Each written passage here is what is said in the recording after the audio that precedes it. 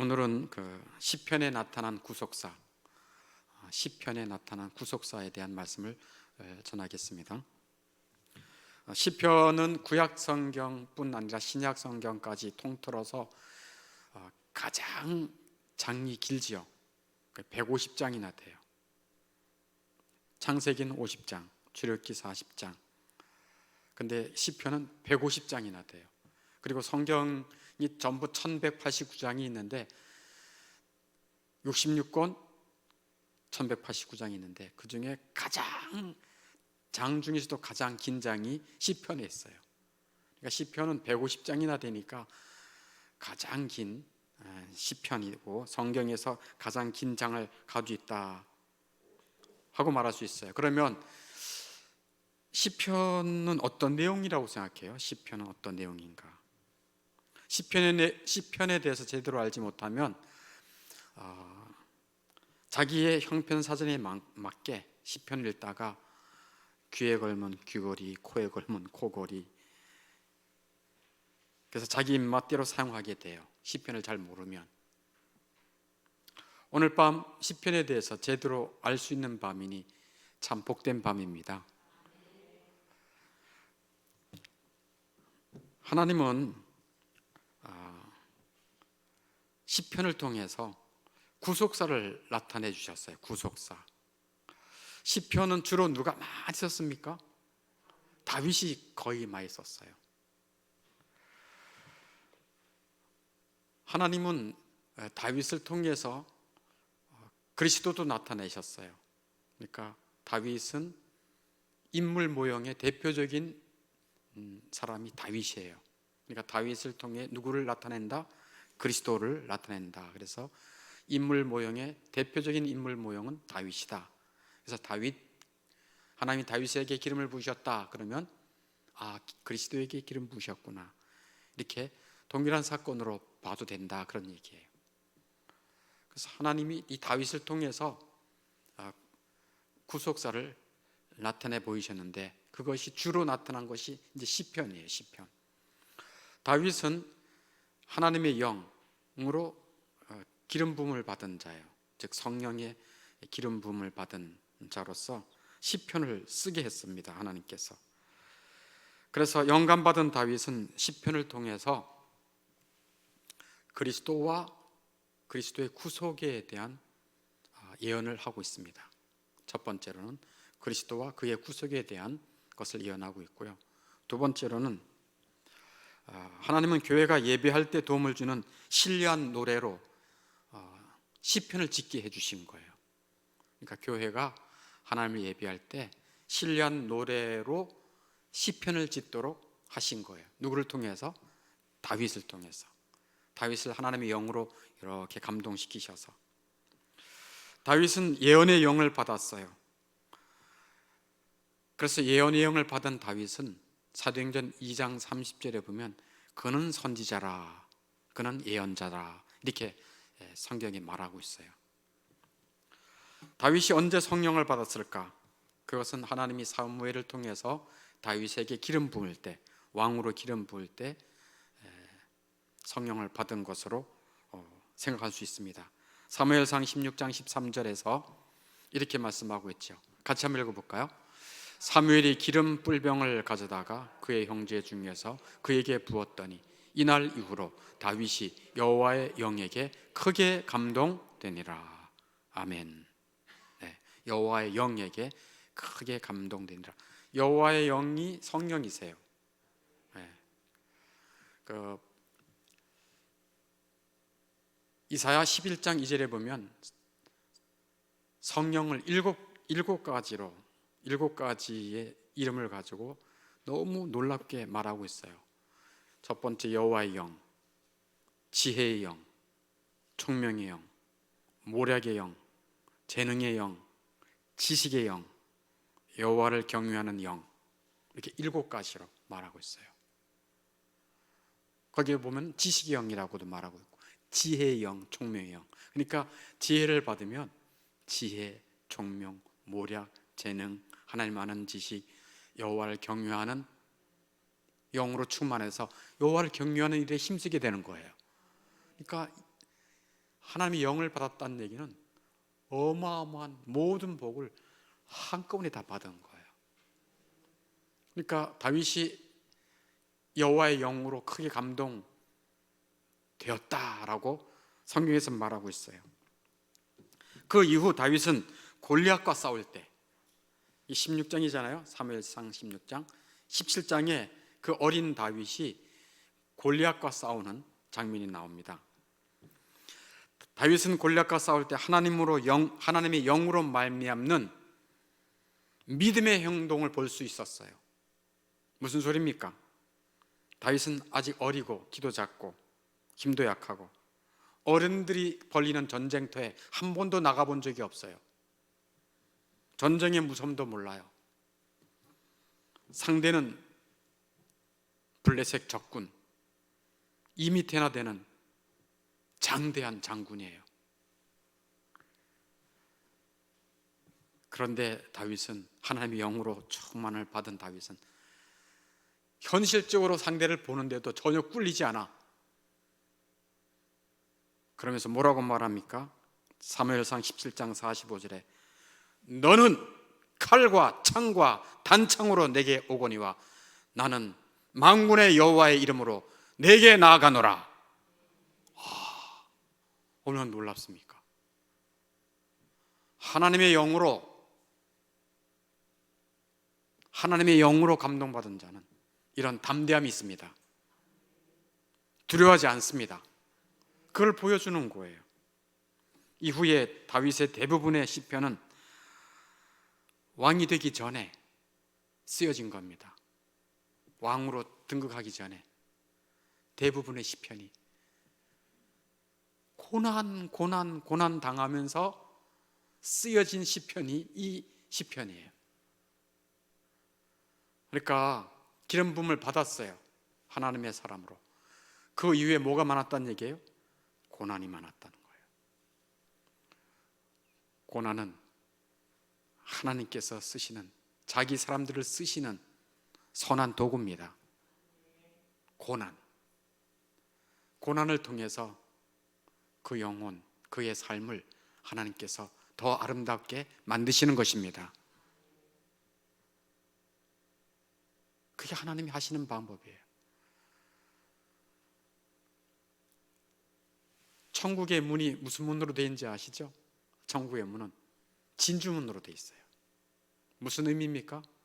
이 땅에서 고난을 아는 자들이, 고난을 통과한 자들이 들어가는 문이 천국문인 것입니다. 진주는 어떻게 나오는지 아시죠?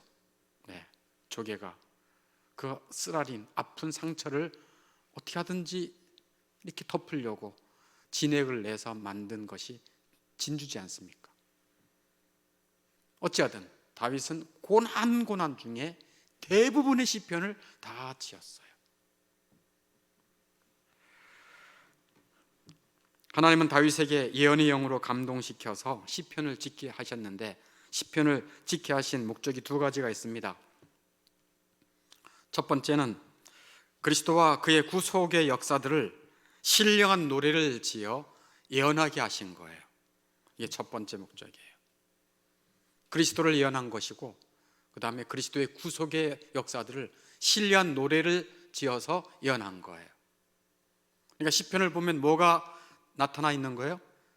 그리스도가 나타나 있는 거고, 또 시편을 보면 뭐가 그 속에 있는 거예요? 그리스도의 구속에 대해서 나타나 있는 거예요. 구속이 뭐죠?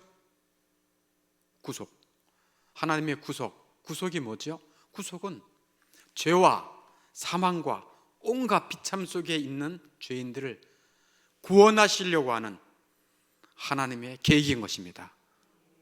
죄와 죽음과 온갖 비참 속에 있는 죄인들을 구원하시려는 것이 하나님의 구속인 것입니다. 참 놀랍지 않나요? 뭐가 놀랍다고요? 보세요. 인생은 죄인이잖아. 악이 가득 찼잖아. 그러면 하나님은 본래 공의로우신 분이니까 악하고 죄 많은 그 인생을 심판해야 마땅해요. 근데 심판은 맨 뒤로 미루시고 어떻게 하시겠다는 거예요?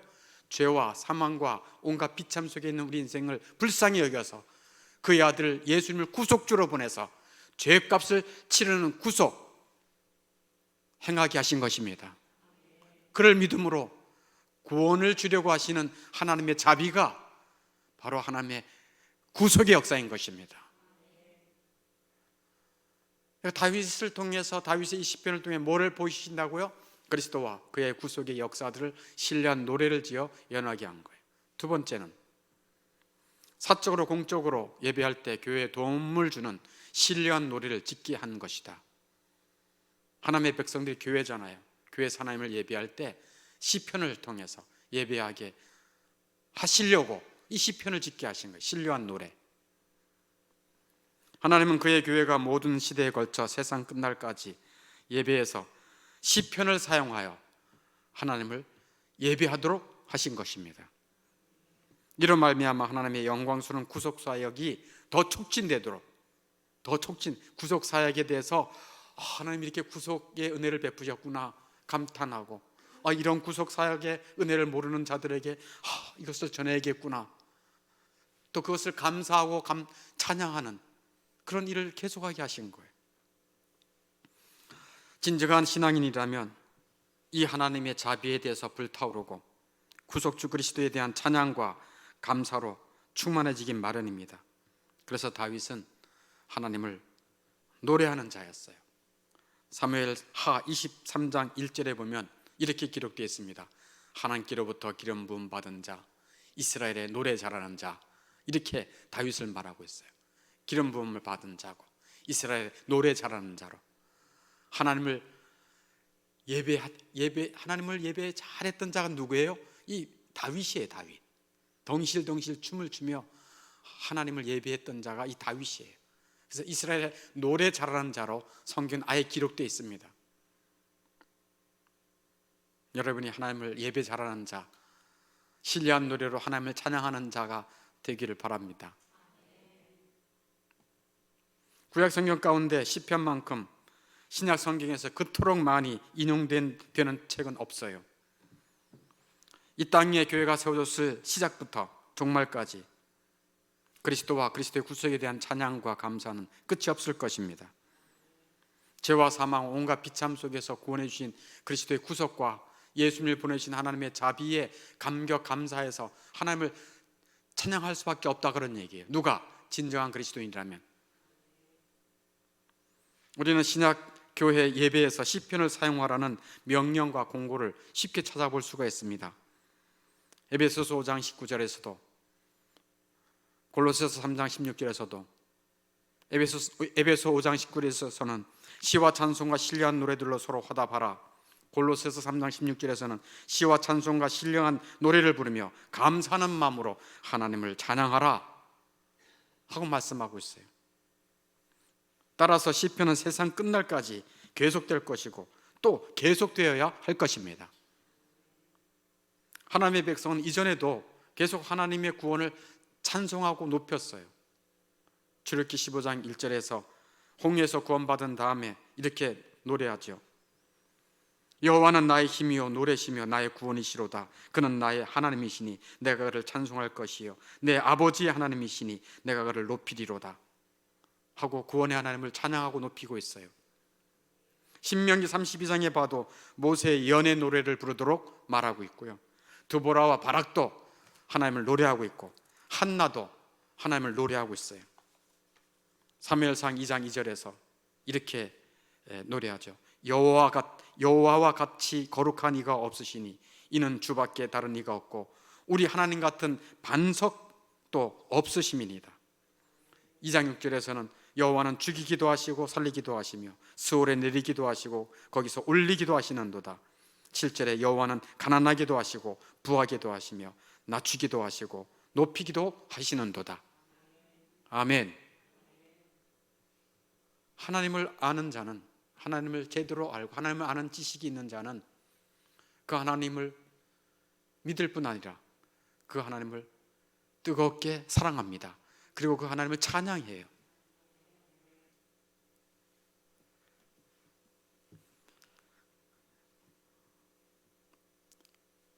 하나님께서는 교회에 시편을 맡기셨어요. 왜? 세상 종말까지 그리스도와 그리스도의 구속에 대한 찬양과 감사를 계속해야 할 것을 교회에게 맡기신 것입니다. 뭐를 통해서? 시편을 통해서. 오랜 세월 동안 그리스도와 그리스도의 구속에 대한 예언은 성경 여러 곳에 여기저기 존재하긴 했지만은 그리스도는 다윗의 이 시편을 통해서 더 충분하게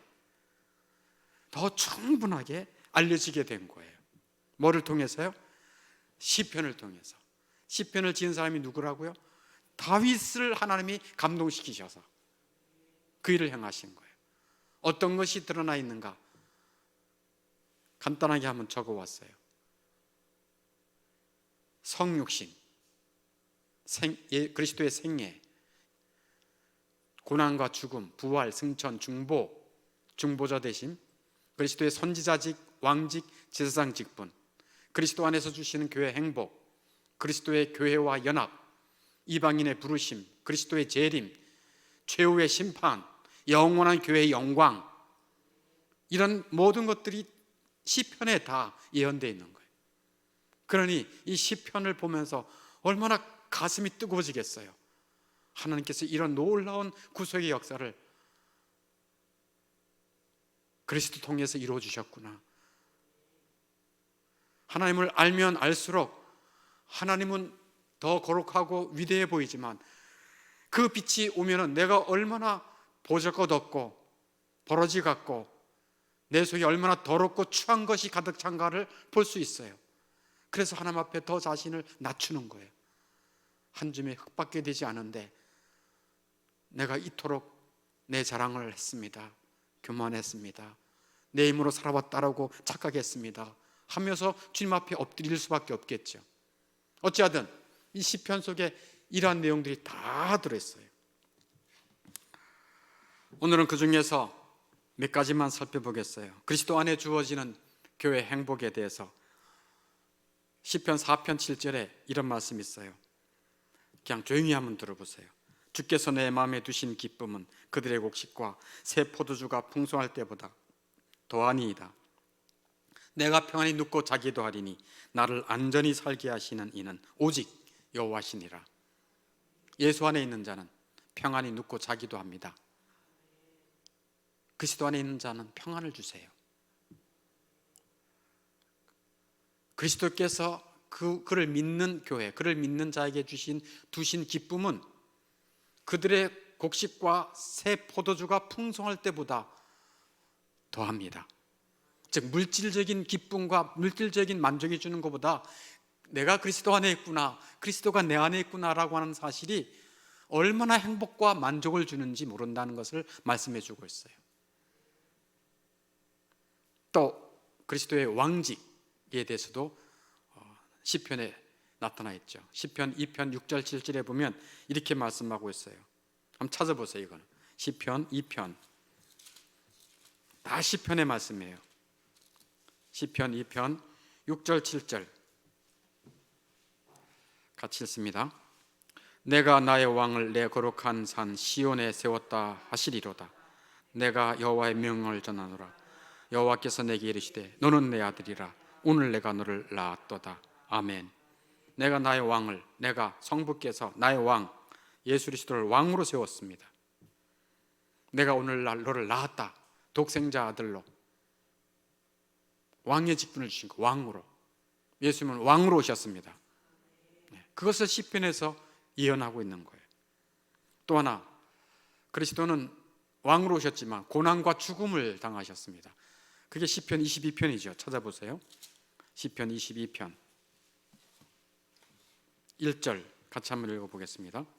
내 하나님이여 내 하나님이여 어찌하여 나를 버리셨나이까. 어찌 나를 멀리하여 돕지 아니하시오며 내 신음소리를 듣지 아니하신나이까. 아멘. 뭐가 생각나죠? 십자가에서 그리스도께서 엘리 엘리 라바사 박다니 나의 하나님 나의 하나님 어찌하여 나를 버리시나이까. 예수님은 이 땅에 오셔서 고난과 죽음과 모든 비참을 다 당하셨어요. 왜요?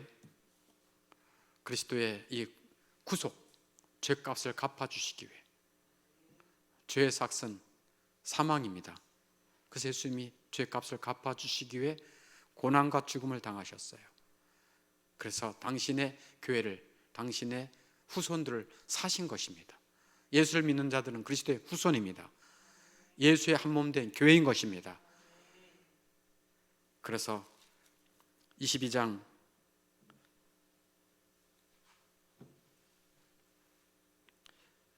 22절을 한번 보세요. 22장 22절 같이 읽어보겠습니다.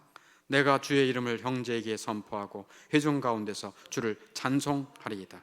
내가 주의 이름을 형제에게 선포한, 이 형제란 얘기는 교회의 형제를 말해요. 교회, 주의 이름을, 하나님의 이름을 선포하겠다는 얘기예요. 무슨 말씀이에요? 잘 들어보세요.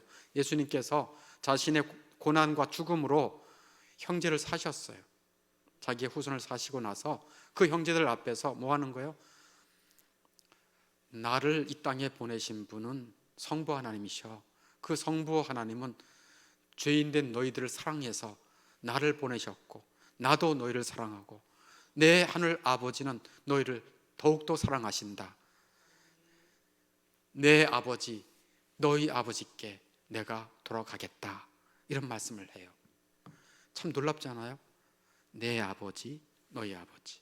여기서 내 아버지, 예수 그리스도에게 아버지는 본래 아버지예요. 왜? 너희 아버지, 너희 아버지인데 너희는 나 때문에 그 하나님을 아버지라고 부를 수 있는 양자야. 나는 본래 아들이고 친자고 너희들은 양자야. 그렇지만 우리는 다 형제야. 형제라고 말해요. 누가? 그리스도께서. 나는 맏아들, 너희들은 내 동생들, 내 형제들이다 라고 말해요. 어떻게 신이신 예수님이, 하나님이신 예수님이 육체를 가진 인간들을 형제라고 말할 수 있겠습니까? 근데 이것을 히브리서에서는 그걸 얘기해요. 히브리서 한번 찾아보세요. 히브리서 2장 11절.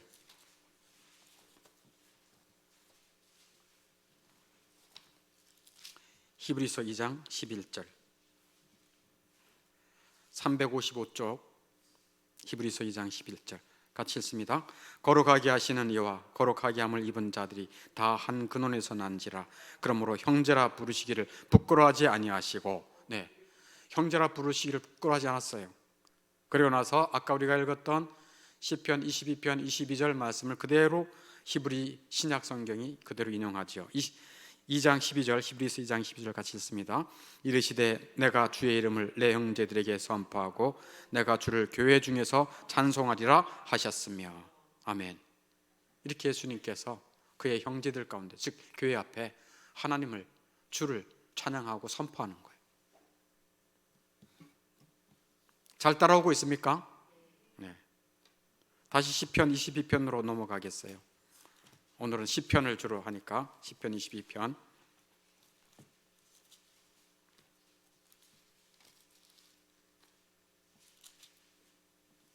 그래서 이 그리스도의 고난과 죽음의 대가를 통해서 하나님을 아버지라 부를 수 있고 또 영원히 그리스도와 함께 할 수 있는 이 어마어마한 사랑을 받은 자들이 가만히 있겠습니까? 그 사랑에 가만히 있지 않죠. 시편 22편 30절에 보면 후손이 그를 섬길 것이요. 22편 30절 후손이 그를 섬길, 후손이 누구지요? 그리스도의 사랑을 잊고 그의 형제된 자들, 교회를 말하죠. 그의 후손들이 누구를 섬긴다고요? 그리스도를 섬길 것이라고 말해요. 그리스도를 경배하고 그리스도를 따르고 사랑하고 그리스도를 따라가는 것, 이 그를 섬길 것이요, 대대의 주를 전할 것이며. 아멘. 그리스도를 대대에 전할 것이다 라고 말하고 있어요. 마지막으로 영원한 교회의 영광에 대해서 말씀을 좀 하겠습니다. 영원한 교회의 영광. 시편 45편을 찾겠습니다. 시편 45편.